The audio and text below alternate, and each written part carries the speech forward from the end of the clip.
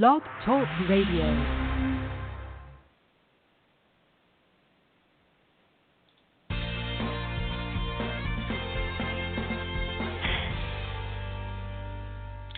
Hello, everyone. I'm Brian Carrington, and you're listening to Call Talk for February 17th, 2017. Today's topic is customer experience, the newest Meld methodology. Now, if you're listening live, I'd like to invite you to be a part of the show, and it's real easy. You can email me your questions at brian@benchmarkportal.com, spelled again BRIAN at benchmarkportal.com. Of course, I want to remind you that all of our shows are archived and available to listen to at any time that's convenient for you. Just go to our website at benchmarkportal.com. Now, I'd like to introduce the host of the show of the Meld methodology, Captain Spock. Dr. Mr. Bruce Belfiore.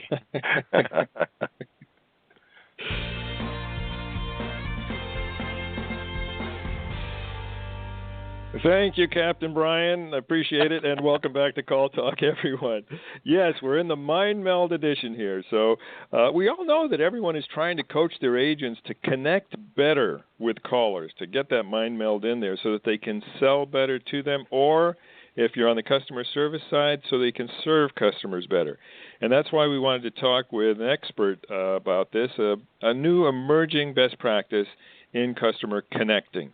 And so we brought back Mark Coudray to speak with us.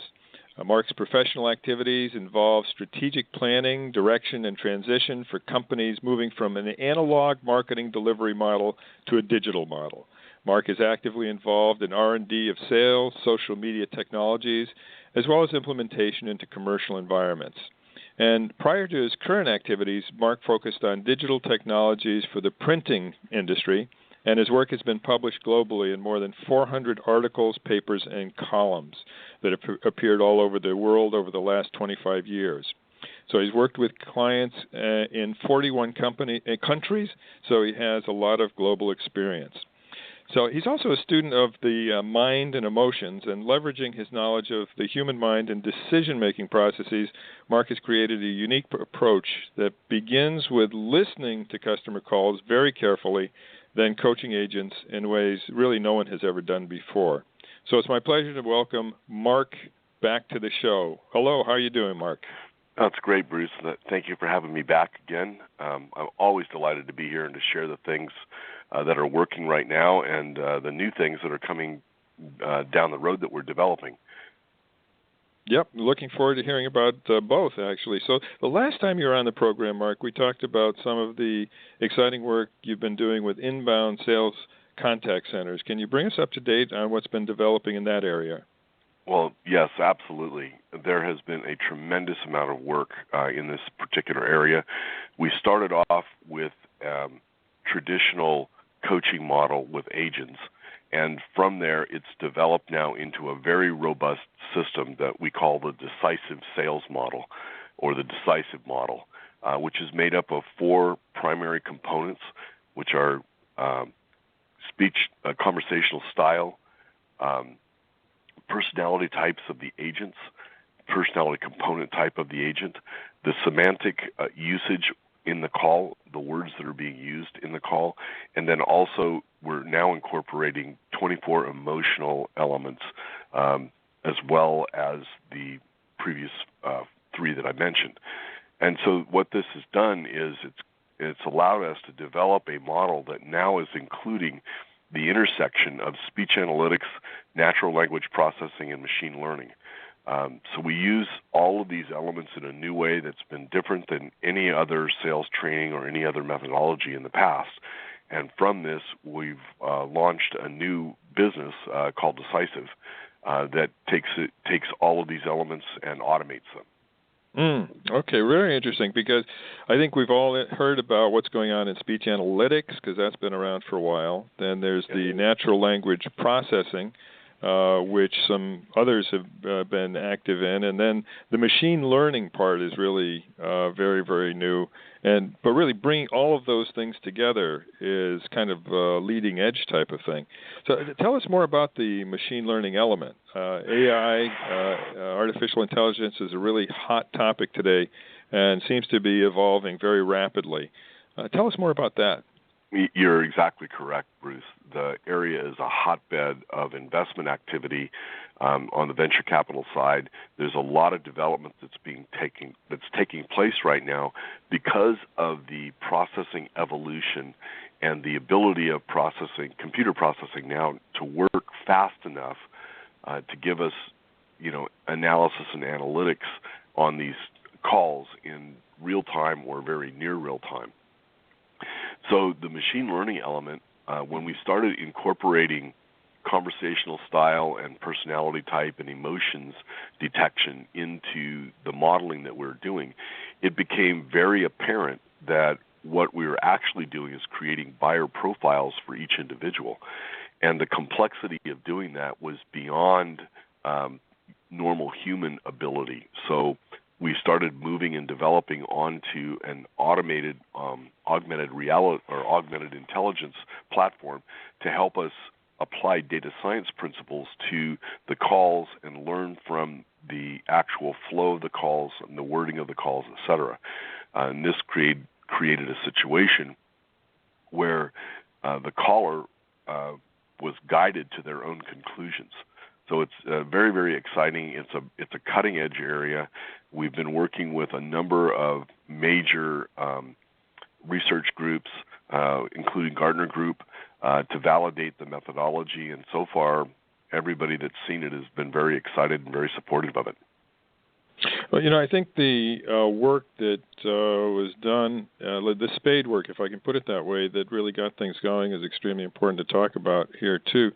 Because, there's the digital part, but there's the analog part. So you actually did a lot of work and continue to do work with centers that perhaps, are not ready just yet for machine learning, et cetera, but who can, in fact, benefit from a really close look, a close listen probably is better, rather than a close look, a close listen to what's going on in the center in terms of call types, in terms of personality types of the customers who are calling in terms of the caller, the agent style, et cetera, and coming up with ways, even before getting to the machine learning part, getting to ways of increasing success, either in terms of connecting for service purposes or connecting for purposes of sales.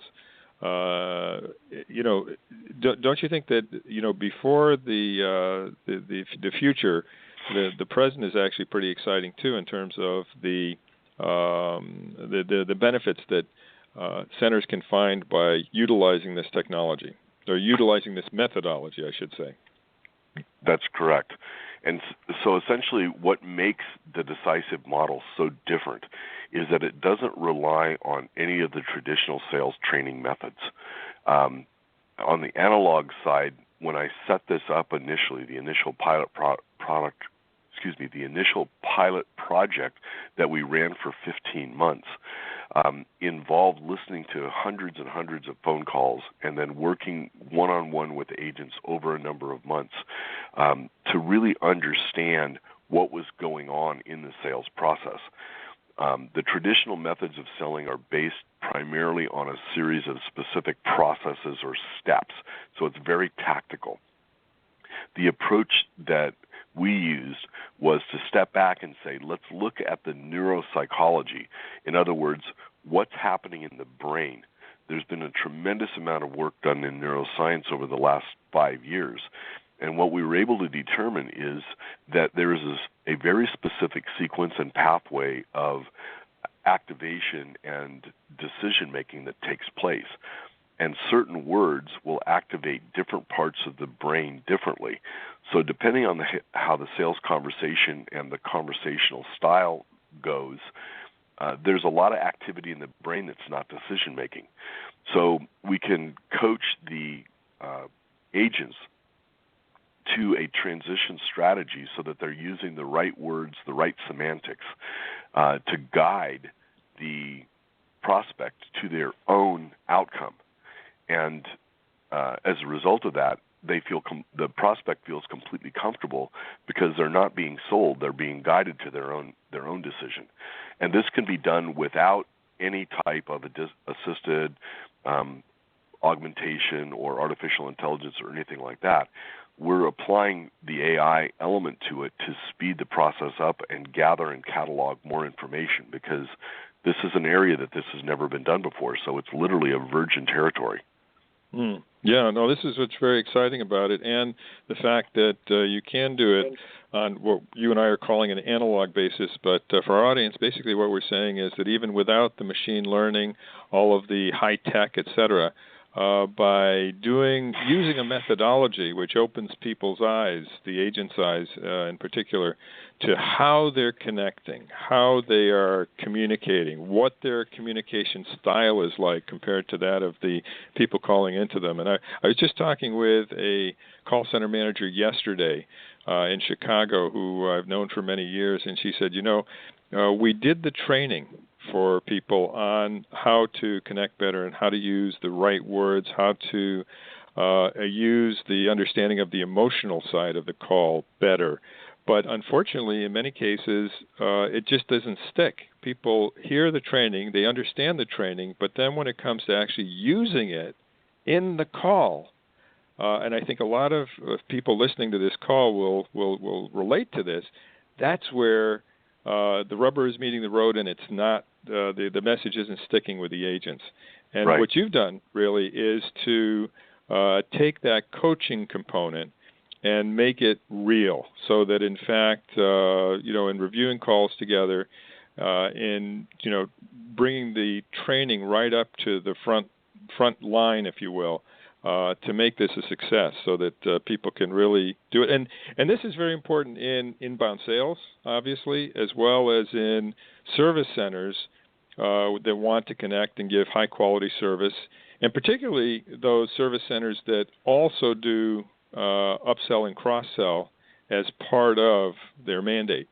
So there's a lot of uses for this, and really what it involves is, as I said, really careful listening, whether it's on the part of you as the human being or later on the machine learning, and then utilizing that in order to connect better and to help the customer, as you said, with a process that's going to lead them to the best result and hopefully to a successful sale as well. Right. So I think one of the things that's important to point out here, Bruce, is that this process is it works differently. When I look and work with centers that are typically involved with inbound calls, inbound sales calls, or customer service support calls, they're typically working from some type of a script. And depending on the center, that script can be really require very precise compliance to that script, no deviation. If it's in an insurance situation, for instance, they're required by law to follow a very specific compliance pathway for those scripts.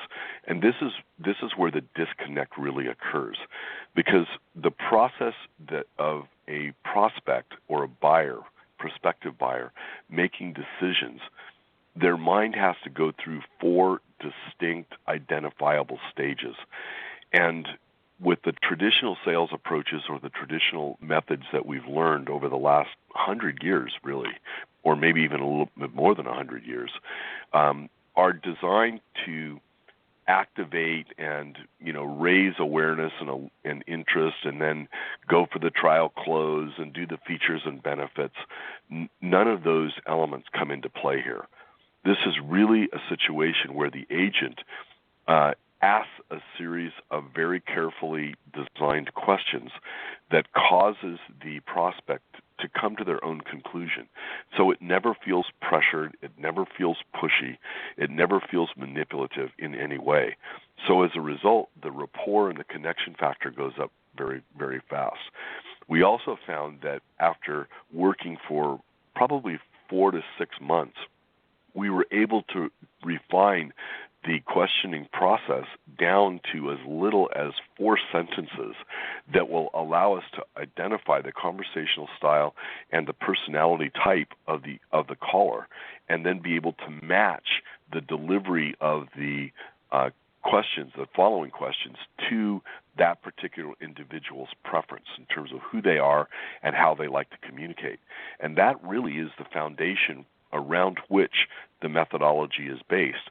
From there, we begin layering on the more complex elements, like the semantic usage and the emotional state of that particular call. Right.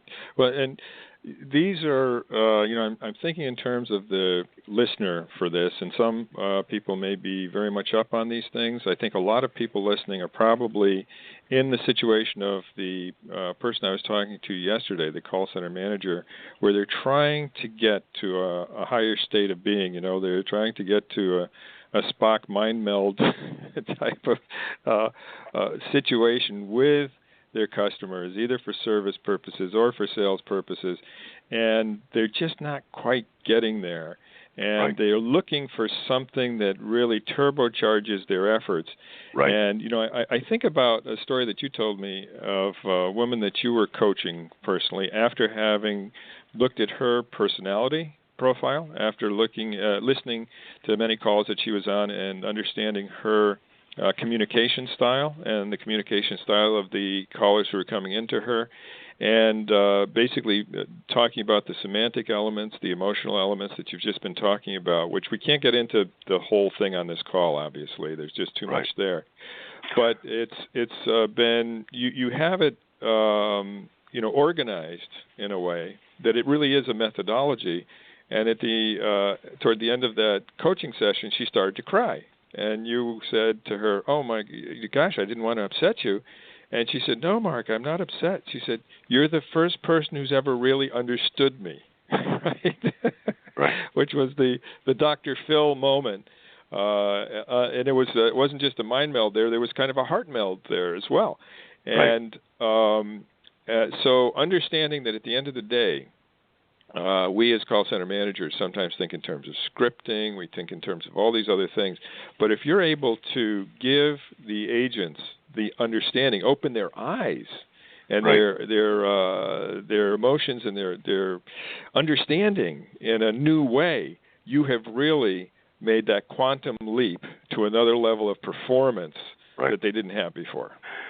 Yeah, you bring up some good points, Bruce, and I should mention and clarify at this point that I'm probably one of the most analytical people that you're going to meet.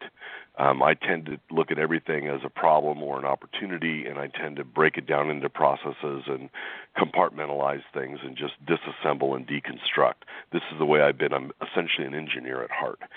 And I'm probably the least touchy-feely, emotionally oriented person that you're going to meet in a long time. What's really different about this is the technology that we've developed isn't about sales or customer service.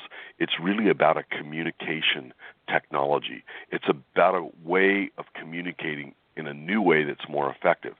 And the best way that I can put it is that every listener that's out there today, in your life at some point, you've met people that you just connect with. The first time that you talk with them, you're just on the same wavelength. You're finishing each other's sentences, and it's like, wow, this is really great. I wish I'd met you earlier or whatever.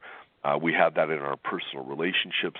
We have it with some of our customers and some of our callers.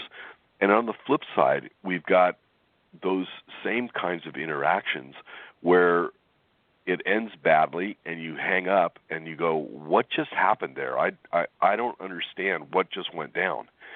And essentially what we're talking about here is the ability to match and sync these communication and personality styles. So it's not all touchy-feely. It's a very direct and organized methodology that can be done in an individual coaching experience, completely separate for any of the more evolved technologies that we've created around this. So even if you're a small center or a large center, this can be applied in any situation and improve the communication connection with your inbound callers. We've just automated it more with the machine learning element. Yeah, this is all very fascinating and all very real. I mean, we've seen it actually make a difference in the situations that you've worked with. So tell us about how this is being applied and where it's most appropriate and what kind of results can come from this. We've applied it in several different areas. The very first pilot and the way that this started was with a holistic resort.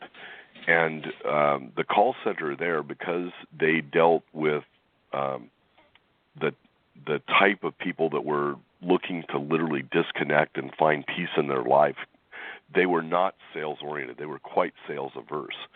So the training there necessitated that I not use traditional sales methods, and that was the genesis, the foundation around which Decisive was created.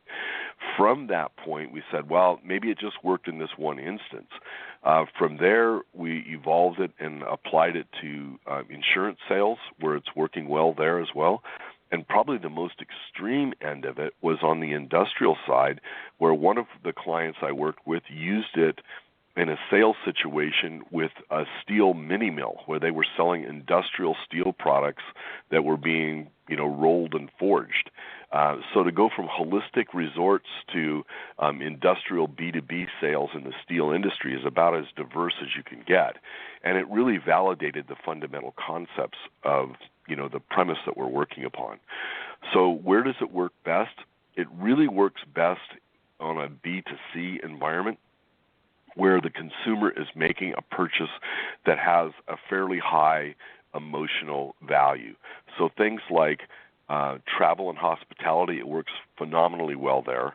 We saw sales conversions on inbound calls increase from 25% to over 70% on a daily basis. It wasn't just a spike. It was sustained and on a regular daily basis for the team as a whole.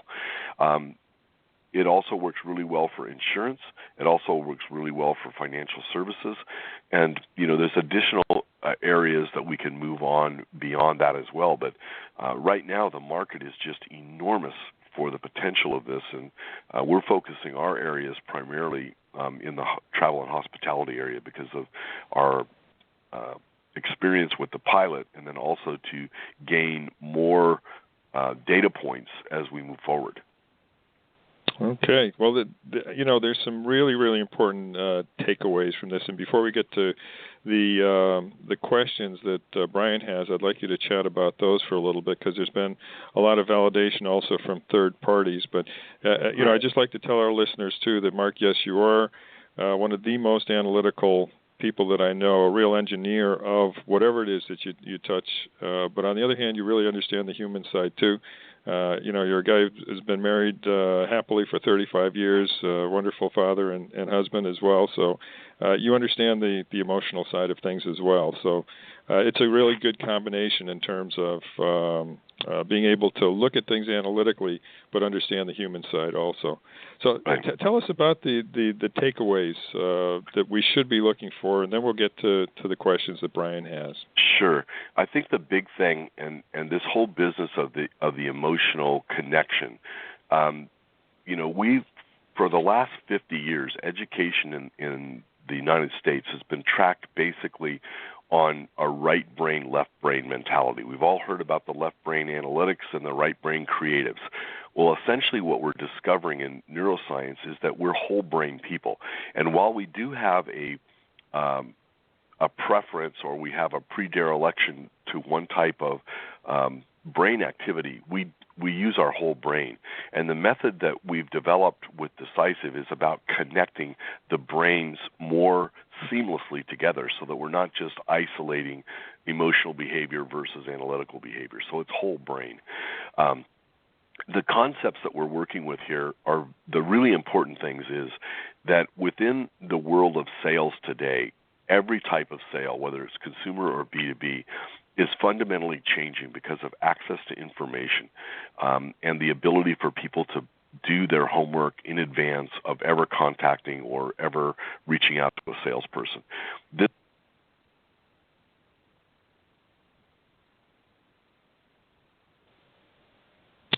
Let's see, Brian? I'm still here. I think we maybe just lost Mark. I think we did lose Mark. Oh my gosh. Okay. Well, hopefully he'll be coming right back in. Maybe a couple of things that I would add here too is that both the Gardner Group and the Forrester Research Group, which are groups that I'm sure the listeners know about, they've really validated that sales processes are changing. They are talking to the markets about how the old methods of selling are continuing to decline in effectiveness, and really that particularly going forward, because let's face it, millennial buyers are becoming a bigger and bigger part of our market, and they're especially averse to traditional sales methods. I see that all the time. And since, we have to, as contact center people, be able to connect with, again, whether it's on customer service, whether it's on service plus upsell, whether it's on blended, or whether it's on specifically sales, all of us, have the need to do a better job in terms of connecting and doing more faster with higher conversion rates.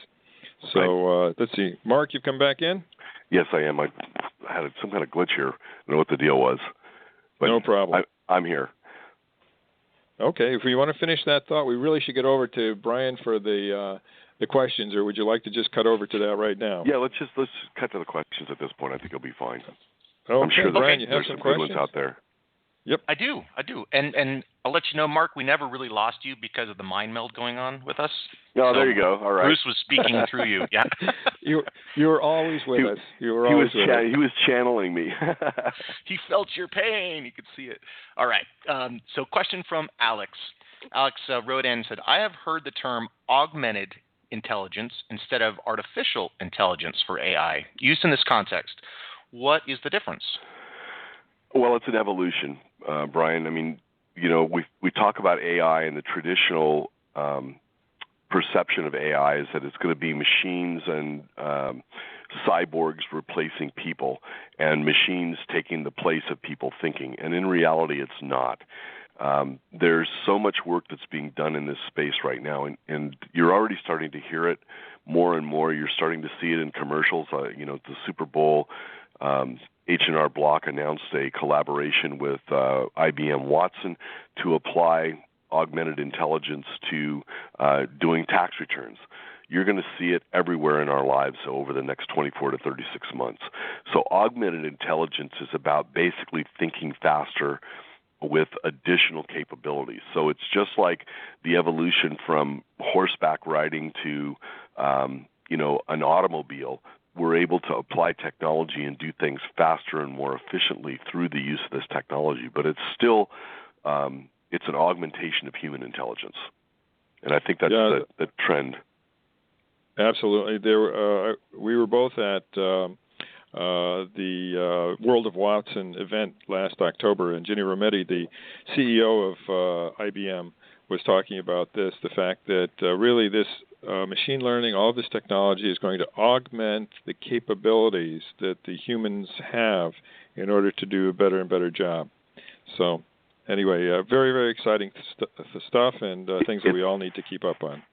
It's kind of like, going to the Matrix, the movie that came out a few years ago, and right. there's one element there is free your mind, and essentially, if I look at augmented intelligence, that's really what it does. It frees your mind to literally open yourself to new levels of creativity and development and problem-solving abilities that we just don't have at the normal human level. So I'm really, really excited about it. I just wish that I was about 30 years younger than I am, because the future is just amazing right now, and so a fantastic time to be alive. Cool, excellent. I've got two more questions for you. I'll start with this one, and I know you already kind of touched on it, but let's try one more time. Andy wrote in, you said that this works for all kinds of sales, but are there any specific types of sales environments that it works better on?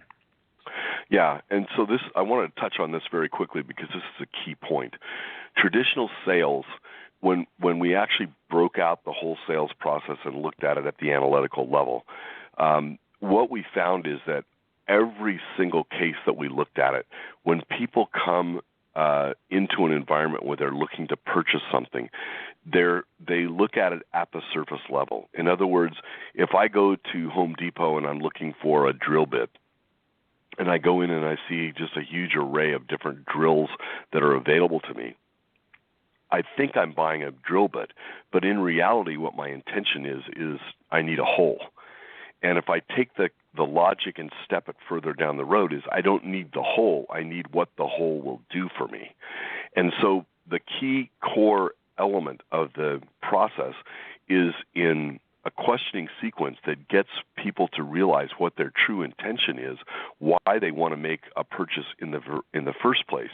And it's incredibly enlightening to the person to really realize what their true purpose of buying that item is, what it's going to actually achieve for them. So it goes beyond consultative sales. It becomes almost transformational in the sense that we're able to achieve a better outcome for them by guiding them to whatever the outcome is. So anything that is, it works extremely well right now for people that are looking for something that's going to provide core satisfaction to them at a level that is beyond just something that's driven by specifications. So, things like insurance where you're dealing with peace of mind and security and protection for the family, those are excellent. Things like travel and hospitality where people are looking to connect with their loved ones, to experience new things in their life that are going to add life values and life experiences to them. These are the kinds of things that we can guide them to really help articulate for the first time in their lives to someone else really what it is that's important to them. And then it gives us the opportunity to provide the solution for them. Very cool. I can see that going many, many levels deep, too. It's interesting. Yep. So last question was from Chris, and wrote in, we've tried to train agents for the capabilities that you described, but have got mixed success with that. Your methodology seems more complete, and how do they find out more about it? Okay.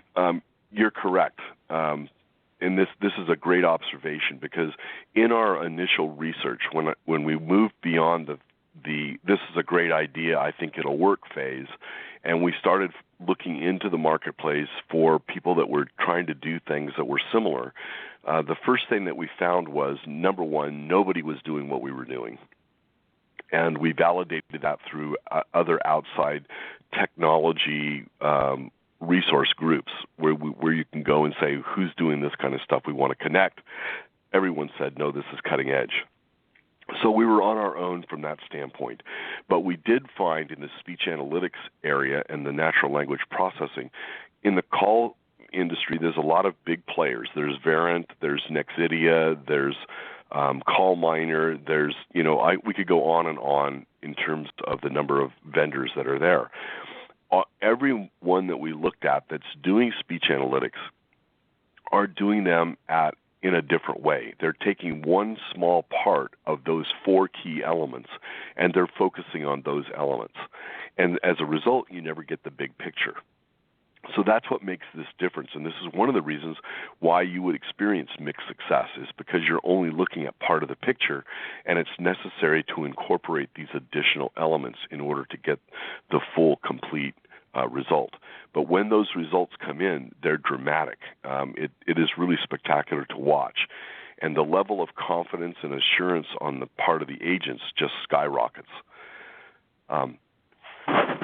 That's great. And I've seen this happen too. So it is really pretty spectacular. And we'd encourage anybody, Chris, if you'd like to, or anyone else would like to, write to Mark and communicate with him directly, because unfortunately we're out of time. Mark, your email address is? Right. So my email address is Coudray@decisive.com. That's COUDRAY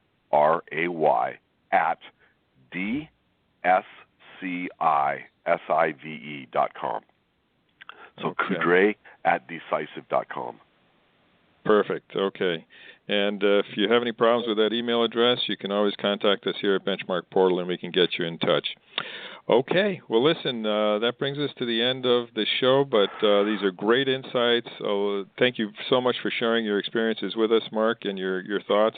And with that, any last things before we turn things over to Brian? No, I just the one thing that I would like the listeners to take away from this is that we're in the communication business, obviously, and the tools and the discoveries that are being made right now are going to take the call center or contact center to a new level. And the ability to connect and create that ideal customer experience has never been better. And I can't tell you how excited I am about what the future holds for us. Okay, great. It is very, very exciting. So thank you very much again, Mark, and over to you, Brian. All right. Thank you, guys. Appreciate it, Mark, Bruce, for another good show here. And I'll let you know after the show, which if you're listening after we recorded it, look down below, and I'll put Mark's email address in there so you can reach out to him directly. But, of course, I want to thank you for joining us on another great show of Call Talk.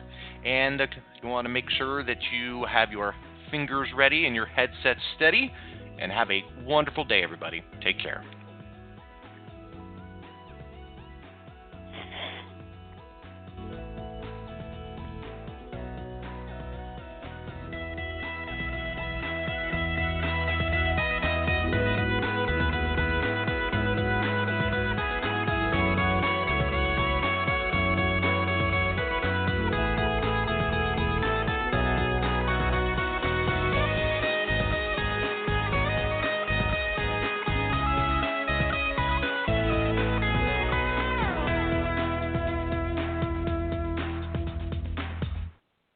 Have a great day. Bye-bye.